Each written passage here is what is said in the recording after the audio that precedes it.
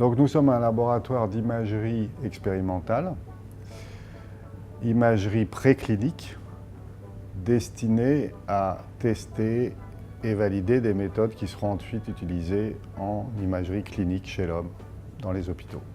Sur le site de l'unité 970 de l'INSERM, adossé à l'hôpital européen Georges Pompidou, nous sommes 5 radiologues, 3 ingénieurs de recherche et un nombre variable d'étudiants. Le site lui-même appartient à la plateforme d'imagerie du vivant de l'université Paris-Descartes, qui comprend 9 laboratoires sur des sites différents comme l'Institut Cochin, la faculté d'odontologie, la faculté de pharmacie, le centre des Cordeliers, le centre des Saints-Pères. En fonction de la technique d'imagerie qu'on utilise, on va avoir telle ou telle représentation de la réalité et de la complexité du vivant. Il est donc important de pouvoir croiser les différentes sources d'imagerie et les différentes techniques pour avoir une meilleure appréhension des phénomènes physiologiques ou physiopathologiques qu'on veut reproduire. Et dans le cadre d'une activité de recherche, c'est très important de pouvoir combiner les différentes images et les différentes sources d'images et donc d'avoir des moyens qui permettent de ce qu'on appelle, nous, recaler les différentes images d'une même situation biologique. Prenons par exemple le cas d'une pathologie cardiaque. On peut s'intéresser à l'anatomie du cœur et on va utiliser certaines techniques pour cela, mais on peut aussi vouloir connaître le fonctionnement du cœur en mouvement, on va utiliser d'autres techniques, et on peut aussi connaître l'état chimique, l'état moléculaire du cœur, et on va utiliser une troisième technique. Ce qui est très intéressant, c'est de pouvoir croiser ces sources d'informations et ces différentes sources d'images, et de les croiser aussi avec des informations biochimiques ou biologiques plus classiques.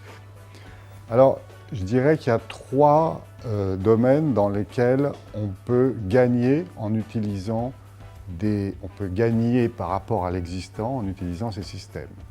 Le premier, c'est sur la traçabilité des données.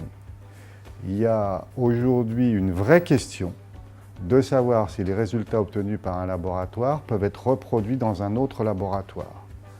Évidemment, au niveau préclinique, ça n'a peut-être pas la même importance immédiate qu'au niveau clinique, mais ça a tout de même une importance majeure puisqu'on sait bien que les essais cliniques vont être conduits sur la base des résultats précliniques. Donc la traçabilité, la reproductibilité des résultats, c'est important.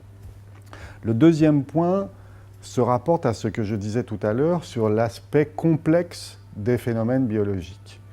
Le fait de pouvoir combiner des informations de formats et de sources différents apporte un plus dans l'analyse de cette complexité.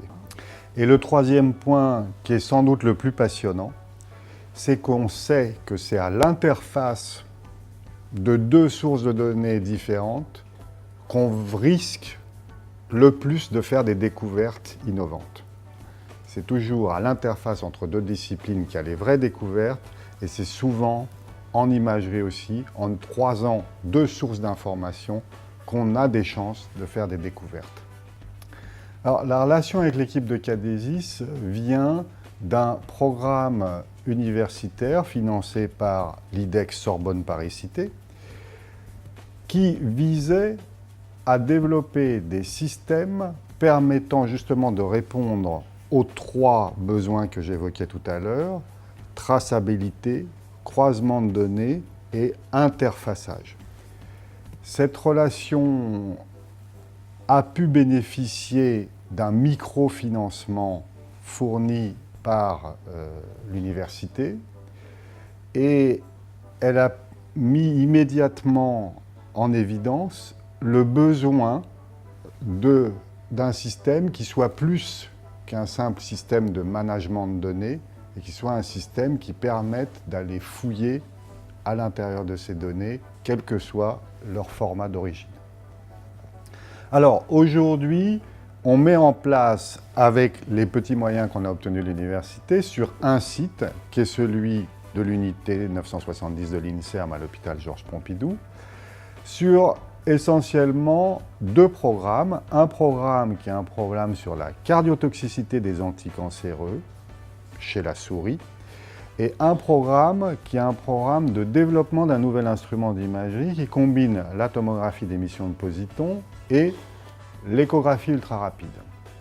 Donc, ce sont déjà 2 projets pilotes, mais évidemment, ce qu'on espère et ce qu'on a commencé à préparer, c'est le déploiement sur toute la plateforme d'imagerie du vivant de l'Université Paris-Descartes.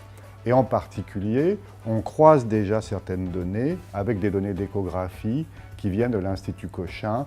On espère également porter ce projet vers des applications cliniques à moyen terme. La relation avec toute l'équipe de Tchadesis, en particulier Philippe Boutineau et Marianne Alanic, c'est une très bonne relation. Je crois des 2 côtés, on essaye de faire le chemin pour se comprendre, parce que ce n'est pas forcément évident, on vient de cultures et de milieux très différents.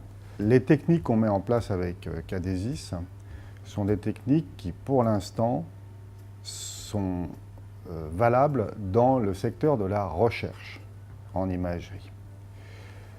La médecine est un art qui applique des sciences biologiques, mais ça n'est pas une science particulière.